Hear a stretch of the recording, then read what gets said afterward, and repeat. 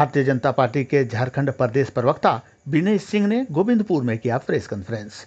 आप देख रहे हैं न्यूज 69 भारत। मैं हूं मनीष कुमार झा। आप सभी दर्शकों को होली की हार्दिक शुभकामनाएं। आइए अब समाचार जानते हैं विस्तार से। आज भारतीय जनता पार्टी के प्रदेश प्रवक्ता विनय सिंह ने गोविंदपुर स्थित जिला उपाध्यक्ष नंदलाल अग्रवाल के कार्यालय में प्रेस कॉन्फ्रेंस किया। कांग्रेस पर निशाना साधते हुए उन्होंने क्या कुछ कहा, आइए हम आपको सुनाते हैं। चुनाव का समय आ गया है और देश की एक समय की सबसे बड़ी पार्टी कांग्रेस पार्टी अभी विपक्ष में है। एक लंबे समय तक जिसने इस देश पे राज किया, उसके द्वारा भारत की संस्थाओं के प्रति, भारत की जो महत्वपूर्ण संस्थाएं हैं उनके प्रति बहुत भ्रामक और दुष्प्रचार किया जा रहा है। अपना दामन साफ करने के बजाय, अपना हिसाब किताब ठीक ठाक रखने के बजाय, जब पकड़ में आते हैं, जब कोई फाइन लगता है, जब कोई कार्रवाई होती है, तो संस्थाएं चोर हैं, संस्थाएं बेईमान हैं, संस्थाएं पक्षपात कर रही हैं, ऐसा हल्ला मचाते हैं। केवल ईडी, सीबीआई, इनकम टैक्स जैसी संस्थाएं ही नहीं, इलेक्शन कमीशन जैसी संस्था, जिसके बारे में आप देखेंगे तो दुनिया भर में एक शोध का विषय है। नेशनल डिस्कवरी चैनल पे मुझे लगता है कि 1.5 घंटे का एक शो है, ज़रूर देखना चाहिए कि दुनिया का सबसे बड़ा इवेंट किस तरीके से, बहुत सफल तरीके से जो संस्था कराती है, उसका नाम है इलेक्शन कमीशन ऑफ इंडिया। शहरी क्षेत्रों से लेकर के सुदूर गांव और वैसे गांव जहां तक कि घोड़े और खच्चर भी नहीं पहुंच सकते, वहां भी चुनाव सफलतापूर्वक होता है। एक व्यक्ति भी 140 करोड़ के इस देश में छूट न जाए उस चुनावी प्रक्रिया से, इस बात का जो संस्था ध्यान रखती है, उसके बारे में भी भ्रामक प्रचार किया जाता है। इतना ही नहीं, भारत की जो न्यायपालिका है उसको भी कभी कभी बख्शा नहीं जाता है। जब पक्ष में रिजल्ट आ जाए तो हमारी जीत, और जब विपक्ष में रिजल्ट आ जाए तो टिकड़ा ईवीएम पर फोड़ा जाता है। उसी तरीके से न्यायालय में देखेंगे कि जब पक्ष में फैसला आए तो न्याय की जीत, और जब विपक्ष में फैसला आ जाए तो सत्य की हार और सत्य को सूली पर लटका दिया जाए, ऐसे बयान भी आते हैं।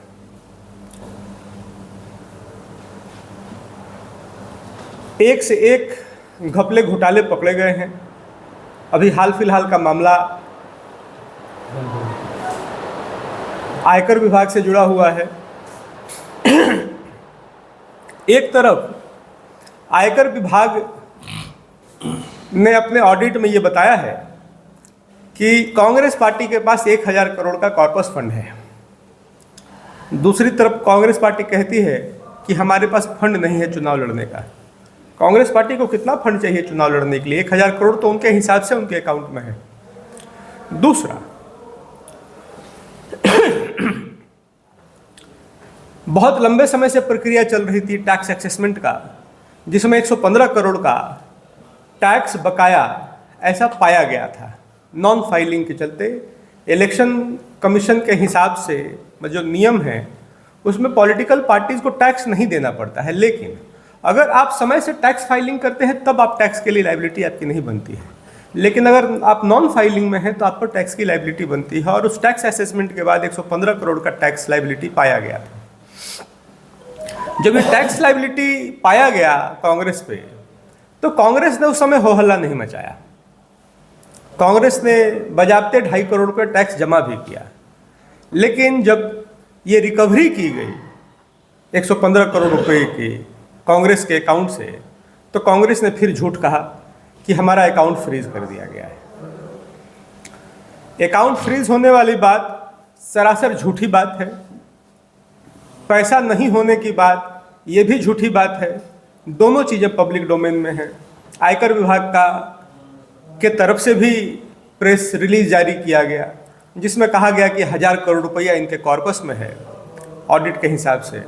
दूसरा, इन्होंने 500 करोड़ रुपया कैश डोनेशन लिया था।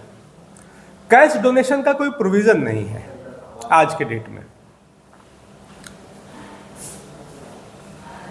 कांग्रेस का इतिहास पुराना रहा है घपले घोटालों का।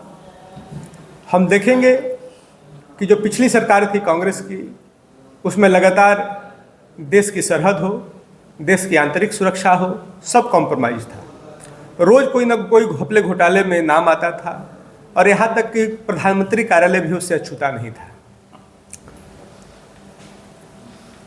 1,80,000 करोड़ का कोयला घोटाला था, 1,76,000 करोड़ का 2G स्पेक्ट्रम था, 3,600 करोड़ का हेलीकॉप्टर घोटाला था, 70,000 करोड़ का कॉमनवेल्थ गेम्स घोटाला था और 5,000 करोड़ का नेशनल हेराल्ड घोटाला था।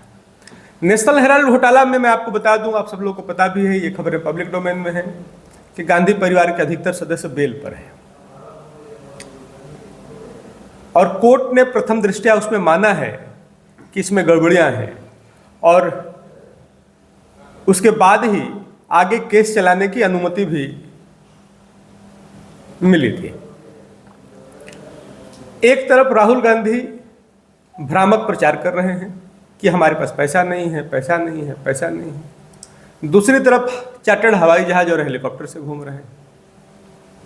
तो पैसा किसके लिए नहीं है? उनके कार्यकर्ताओं के लिए नहीं है कि 1,000 करोड़ रुपया गांधी परिवार के लिए पर्याप्त पैसा नहीं होता है। तो मुझे लगता है कि इस पर स्थिति एक स्पष्ट होनी चाहिए। कांग्रेस सरकार ने हर जगह, मुझे लगता है न्यायालय से लेकर के ट्राइब्यूनल तक दरवाजा खटखटाया है आयकर वाले मामले को लेकर के, और हर जगह उनको निगेटिव रिस्पांस मिला है, क्योंकि आयकर विभाग का जो अपना स्टैंड है कि हमने इनको प्रॉपर नोटिस दिए, इनको प्रॉपर समय दिया गया और इसके बावजूद भी इन्होंने जो नहीं जमा किया 115 करोड़ रुपया जो इनके ऊपर टैक्स बन रहा था, तो हम बाध्य हैं नियमतः इनका अकाउंट फ्रीज करने के लिए। दूसरी एक महत्वपूर्ण बात है कि एक पार्टी के 2 पैन कार्ड नहीं हो सकते। कांग्रेस के संविधान के हिसाब से भी कांग्रेस के 2 पैन कार्ड नहीं हो सकते। एक बात संज्ञान में आई है कि कांग्रेस पार्टी कई पैन कार्ड्स का इस्तेमाल करती है। एक से ज़्यादा पैन कार्ड उनके पास है जो कांग्रेस के संविधान के ही विरुद्ध है। भारत के संविधान और आयकर के जो अधिनियम है उनके खिलाफ तो है। भारत का हर एक नागरिक, हर एक पॉलिटिकल पार्टी, हर एक संस्था, हर एक एनजीओ, हर एक बिजनेस हाउस, छोटा से हो या बड़ा हो, जब आयकर के नियमों से बंधा हुआ है तो कांग्रेस पार्टी और राहुल गांधी की पार्टी उसमें छूट क्यों चाहती है? आज का विषय यही था प्रेस कॉन्फ्रेंस का। गीता कोड़ा भी बीजेपी के टिकट पर चुनाव लड़ने जा रही हैं, तो वहाँ के जो भाजपा के कार्यकर्ता हैं उनमें नाराजगी नहीं होगी, क्योंकि कांग्रेस से आए लोगों को टिकट मिल रहा है और जो लगातार झंडा ढोते आ रहे हैं बीजेपी का, उन्हें मौका नहीं मिला। भारतीय जनता पार्टी कुछ ऐसे प्रदेश हैं जहाँ अकेले लड़ती है। इतिहास में कई बार ऐसा रहा है कि अधिकतर प्रदेशों में अकेले लड़ी। कई बार ऐसा होता है कि अलग अलग जगह पर अलायंस पार्टनर्स लेने होते हैं। अलायंस के साथ दुविधा भी रहती है, सुविधा भी रहती है। मुझे लगता है कि पॉलिटिकल पार्टी का एक ही काम होता है, एक अच्छी पार्टी बनाना बूथ स्तर तक। दूसरा, एक अच्छे अलायंस पार्टनर्स ढूंढना जो मजबूत होते हैं सामाजिक राजनीतिक हैसियत में। दूसरा, उस अलायंसेस के साथ आप सरकार में आते हैं और सरकार में आने के बाद आप देश का जो अंतिम व्यक्ति है उसके लिए आप काम करते हैं, उसकी चिंता करते हैं। गीता कोड़ा जी के आने से 2 पक्ष हैं गीता कोड़ा के आने का।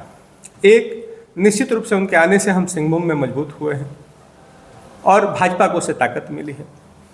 दूसरा, एक ये भी उसका पक्ष है कि एक होश